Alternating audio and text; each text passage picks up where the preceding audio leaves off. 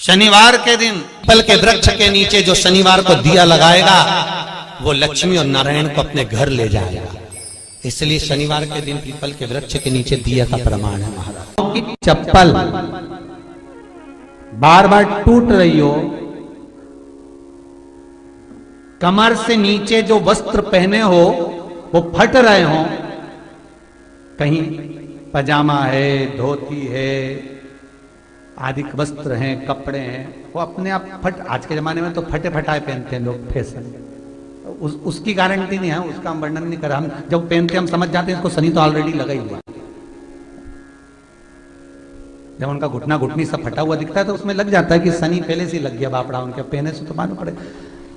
शनि का नियम है, शनि कथा कहती है पांव की चप्पल बार बार टूट रही हो, घिस गई हो, बद्दी टूट रही हो, कुछ कर रही हो, और अगर कमर से नीचे जो वस्त्र पहने हो वो अपने आप फट रहे हो, समझ लेना कि शनि पांव से प्रवेश कर रहा, मतलब अपनी प्रखरता शनि दिखा रहा। किसी मंदिर में गए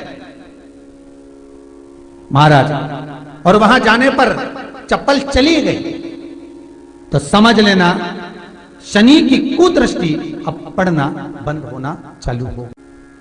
तेरा क्या होगा रे कालिया, क्या होगा? रसोई घर में शिव महापुराण की कथा कहती है जब भगवान शंकर को मां जगत जननी भोजन करा रही थी, शंकर जी ने वर मांगा था अन्नपूर्णा का। ए अन्नपूर्णे, तुम मेरे घर के बच्चों का भरण पोषण कर रही है, इस मृत्यु लोक में जितने मनुष्य जन्म लेते हैं ये मेरे पुत्र कहलाते हैं। तो अन्नपूर्णा ने कहा चिंता मत करना भोलेनाथ, जिस जगह पर एक स्त्री, बेटी, कन्या या घर की बहू या बूढ़ी मां भोजन बनाएगी उस जगह पर मैं अन्नपूर्णा उसके शरीर में प्रवेश करूंगी। वो रसोई घर नहीं होगा, वो मेरा और तुम्हारा मंदिर कहलाएगा। अब मंदिर में चप्पल पहनकर भोजन का निर्माण करना ये श्रेष्ठता नहीं। कोई भी ग्रह अनुकूल नहीं है, सब बेकार चल रहे हो, सब प्रतिकूल चल रहे हो, दूध के पात्र में दुर्वा डाल लो, पीपल के वृक्ष के नीचे चढ़ा कर आओ, राहु केतु शुक्र शनि जो भी गड़बड़ है सब सुधरना चालू हो जाता। दुर्वा का वो शनिवार तेरा है लो संभालो, बालाजी परिवार तेरा है, मंगलवार तेरा है, शनिवार तेरा है, लो संभालो, बालाजी परिवार तेरा है, मंगलवार तेरा है, शनिवार तेरा है, लो संभालो, बालाजी परिवार तेरा है। यदि आप भगवान शंकर के मंदिर में जाकर एक लोटा जल चढ़ा रहे हो, आप भगवान शिव के मंदिर में जाकर अर्चना कर रहे हो, आराधना कर रहे हो, निवेदन कर रहे हो, एक बेलपत्र शिव की उठाकर धोकर वापिस शंकर को समर्पित कर रहे हो, शंकर भगवान का पंचाक्षर मंत्र नमः शिवाय जप रहे हो, शंकर भगवान का षडाक्षर मंत्र ओम नमः शिवाय जप रहे हो, या श्री शिवाय नमस्तुभ्यम का जाप कर रहे हो, तो ये निश्चित मानकर रखो कि आपके पीछे शनि नहीं पड़ेगा, आपके पीछे शंकर जरूर पड़ेगा। और शंकर जब हमारे पीछे पड़ेगा तो हमारा उद्धार अपने आप। भगवान शंकर से निवेदन करने के लिए, हमारी ग्रह दशा सुधारने के लिए जल के पात्र में 2 अक्षत के दाने, अक्षत भी पूर्ण अक्षत, पूर्ण अक्षत, खंडित नहीं, पूर्ण अक्षत भगवान शंकर को समर्पित करते। अरे भाई, शिव महापुराण की कथा को उठाकर देखिए, दुनिया के लोगों को शनि लगता है, शनि को शंकर लगता है। इसलिए शिव महापुराण की कथा कहती है यदि राहु है, केतु है, शनि है, मंगल है, बुध है, शुक्र है, शनि है, आपको कोई भी ग्रह परेशान कर रहा है, आपके जीवन में कोई ग्रह अगर अनिष्टकारी है, आपके जीवन में अगर कोई ग्रह अनिष्टता प्रदान कर रहा है, तो निवेदन है शंकर के मंदिर में जो कलश लेकर आप जाएं, जल लेकर जाएं, उस कलश में मात्र अक्षत के 2 दाने डालकर ले जाएं, मात्र 2 अक्षत के दाने। महाराज, शनिवार के दिन अगर शिव की आराधना करी जाए, शनिवार के दिन अगर शंकर को जल चढ़ाया जाए तो जिंदगी में व्यक्ति की कभी अकाल मृत्यु नहीं होती। को अगर मौका मिले तो नैमिषारण्य की भूमि पर जो चक्र तीर्थ है, उस चक्र तीर्थ को हमारे यहां पितरों की नाभि कहा गया।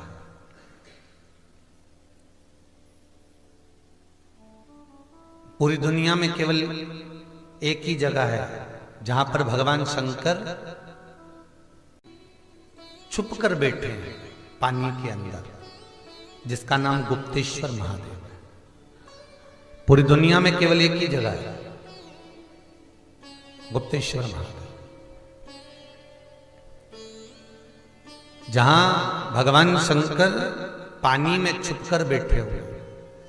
और हम अगर कोई फल, कोई प्रसाद लेते हैं, कोई बेलपत्री फूल लेते हैं, और हम भगवान को जब वो बेलपत्र, जब वो फूल हम भगवान को देते हैं, तो हम भगवान को अर्पण करने के लिए जब पानी में छोड़ते हैं, बहते पानी में जब उसको छोड़ा जाता है, तो वो बेलपत्र, वो फूल, वो प्रसाद जमीन तलातल में जल के अंदर चला जाता है। फूल पत्ती वैसे पानी में तैरना चाहिए, परवाह नहीं तैरेगा, वो अंदर चले जाएगा, अर्पण किया है। और यदि आपने कहा भगवान प्रसाद दे दीजिए, भोलेनाथ प्रसादम कर दीजिए, तो वही फूल पत्ती, वही प्रसाद वापिस पानी में से निकलकर बाहर आ जाता है, वही पानी में से। तो पूरी दुनिया में केवल एक ही जगह है, वो है नैमिषारण्य, गुप्तेश्वर महादेव, क्योंकि वहां पितरों की नाभि है। और पितरों की नाभि का जो भाग कहा गया है कि उस जगह पर जो हम देते हैं, उसका फल हमको तुरंत प्राप्त होता, तुरंत महाराज। तो कुछ कुछ भूमियां, कुछ कुछ भवन, कुछ कुछ जगहें ऐसी हैं जहां का प्रमाण हमारा शास्त्र कहता है कि उस जगह का पुण्य, उस जगह का आनंद 4 गुना बढ़ जाए। पंचमुखी हनुमान का एक स्मरण, पंचमुखी हनुमान का एक भाव महाराज, जैसे बहुत ज्यादा तकलीफ अगर व्यक्ति को हो गई है, बहुत कष्टमय जीवन चल रहा है, हार गए हर जगह से और तकलीफमय जीवन चल रहा है, तो पंचमुखी हनुमान का एक शिव महापुराण का और स्कंद पुराण का एक बड़ा सुंदर मंत्र है। उस मंत्र को आप सब एक बार हमारे साथ में बोलें। ओम नमो हनुमते रुद्र अवताराय सर्व शत्रु संहारणाय सर्व रोग हराय सर्व वशीकरणाय रामदूताय स्वाहा। बस इस मंत्र को हाथ में काली तिल लेकर, एक जौ लेकर और गूगल लेकर, थोड़ा सा इसमें गाय का घी डालकर, कंडे को या अग्नि को जलाकर इस मंत्र का 11 बार 21 बार जाप कर कर अपनी कामना कर कर छोड़ दीजिए। कैसा भी रोग हो, बीमारी हो, कष्ट हो, दुख हो, तकलीफ हो, 21 दिन के अंदर वो आनंद आना प्रारंभ कर देता है महाराज। इस मंत्र, स्कंद पुराण का, शिव महापुराण का ये मंत्र मूल पंचमुखी हनुमान सुख देंगे। और एक और चीज याद रखिए महाराज, यदि कोई काम के लिए जा रहे हो, कोई व्यापार के लिए जा रहे हो या नौकरी करने के लिए जा रहे हो और लगी नहीं रही, बहुत तकलीफ पा रहे हो, सर्विस ही नहीं लग रही, बहुत कष्टमय हो गया, तो निवेदन करूंगा 5 पीपल के पत्ते पर बेसन के 5 लड्डू घर में बने हुए, गाय के घी के 5 लड्डू रख लो, उस लड्डू के बीचों बीच एक आटे का दिया और उसमें तिल्ली का तेल डालकर इसी मंत्र का प्रयोग कर कर पंचमुखी हनुमान का किसी भी हनुमान के मंदिर में जाकर, दक्षिण मुखी हनुमान के मंदिर में जाकर उसको रख कर आ जाइए। इसके बाद आप उस काम के लिए जाइए, आपका काम सफल हो जाएगा। आपको किसी को नहीं कहना पड़ेगा कि हाथ जोड़ना नहीं पड़ेंगे, किसी के पांव नहीं पड़ना पड़ेंगे, तुरंत काम होगा। बस इस मंत्र का स्मरण कर कर पंचमुखी हनुमान का भूतेश्वर जो मंत्र है वो सुख देने वाला। शनिवार के दिन जो पीपल के वृक्ष में सरसों के तेल का दीप लगाता है उसको शनि कभी परेशान नहीं करता। एक बात हमेशा ध्यान रखिएगा, मान लो अगर 5 कोई भारी रोग ऐसा शनि महाराज के कारण हो गया हो, अच्छे काम करते करते उल्टे हो रहे हैं, होते हैं किसी किसी के साथ में, विपरीत परिस्थितियां आ जाती है, अच्छा करने जाओ बुरा हो जाता है, अच्छा कर्म करने जाओ बुरा हो जाता है। तो पीपल के वृक्ष की जो छाल होती है, छाल देखिए, पीपल के वृक्ष में जो छाल लगी होती है, उस छाल को घिसकर चंदन बनाकर भगवान शंकर का स्नान कराकर, अभिषेक कराकर, पूजन कराने के बाद में पिपलेश्वर महादेव का नाम लेकर, कौन से महादेव? पिपलेश्वर महादेव का नाम लेकर वो जो घिसी हुई छाल होती है, उस छाल का तिलक भगवान शंकर को लगा लो और उसी का थोड़ा सा भाग अपने कंठ पर, मस्तक पर लगाना प्रारंभ कर दो।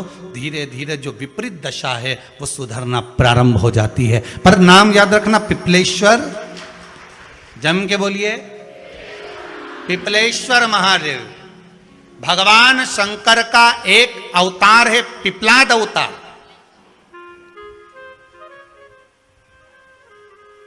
पिपलाद अवतार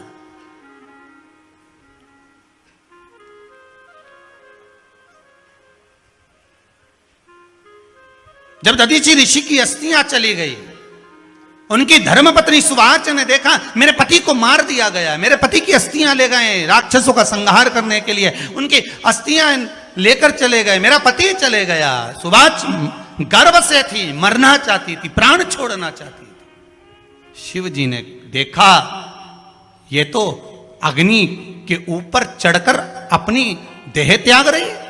शंकर भगवान ने आकर कहा, रुक जा सुवाच, रुको, तुम्हारे गर्भ में बच्चा है, तुम्हारे गर्भ में बच्चा है, वो बच्चा मर जाएगा।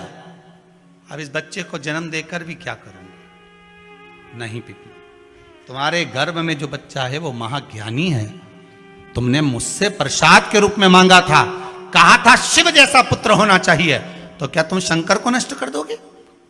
मैं शंकर को जन्म दूंगी।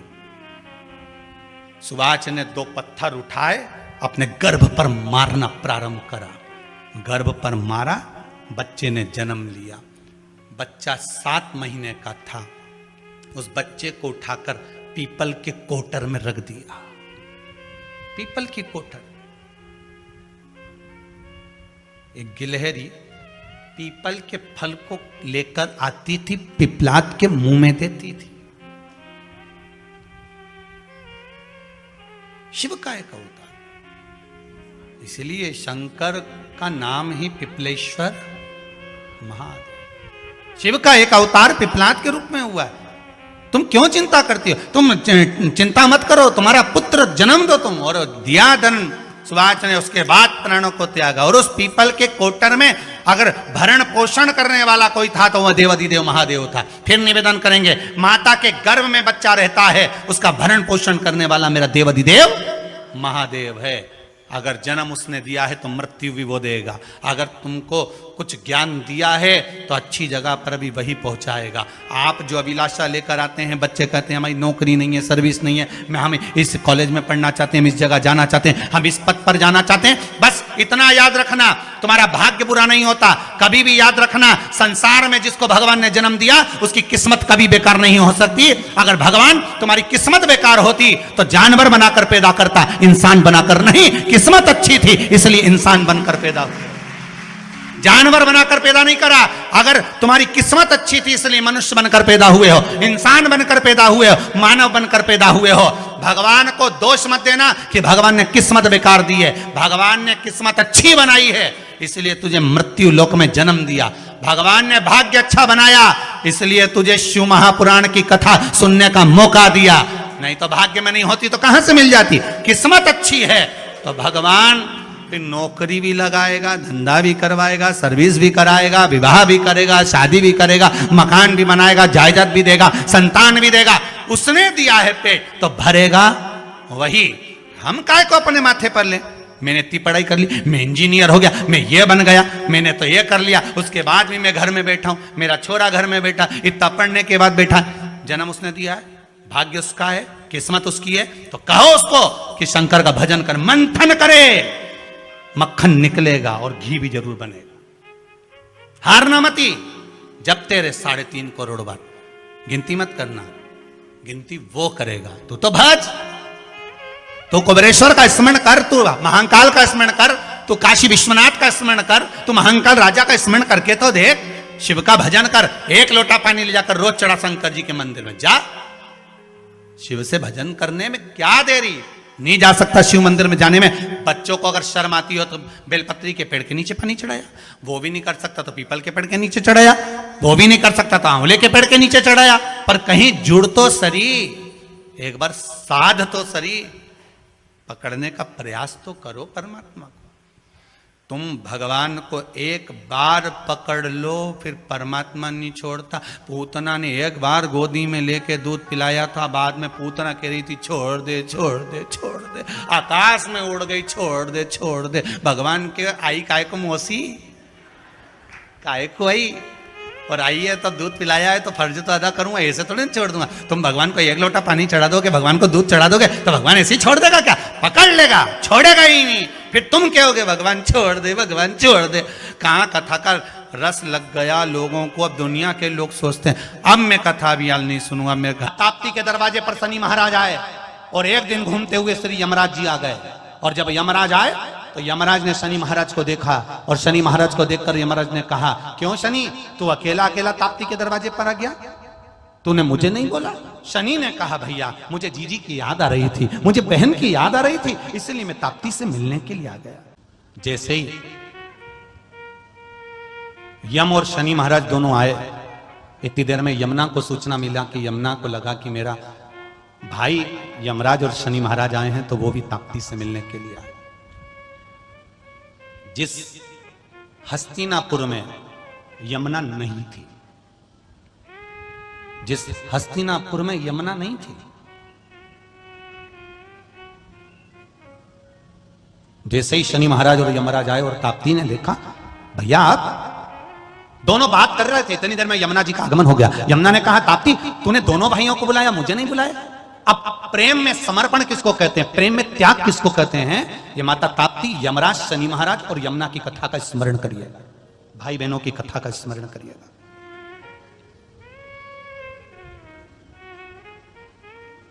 यमुना ने कहा, ताप्ती तूने शनि महाराज को बुलाया, यमराज को बुलाया, मुझे नहीं बुलाया। ताप्ती कहती है, तुझे बुलाने की जरूरत क्या दीदी, एक काम करना, तू तो मेरे करीब में हमेशा के लिए रहे, क्योंकि एक बहन अगर दूसरी बहन के पास रहेगी तो मुझे तो बल ही मिलेगा ना। दीदी, यमुना ने शनि महाराज की ओर देखा, शनि महाराज ने यमराज की ओर देखा, देखकर तुरंत उसी समय पर शनि महाराज और यमराज ने अपनी मस्तक को झुका दिया, यमुना ने हाँ भर दिया। उस दिन से हस्तिनापुर में भी यमुना आनंद के साथ में विहार करने लगी, यमुना वहां भी रहने लगी। कभी दिल्ली जाओ तो यमुना जी का भी दर्शन होगा। हस्तिनापुर में यमुना रह रही है, यमुना विराजमान, केवल एक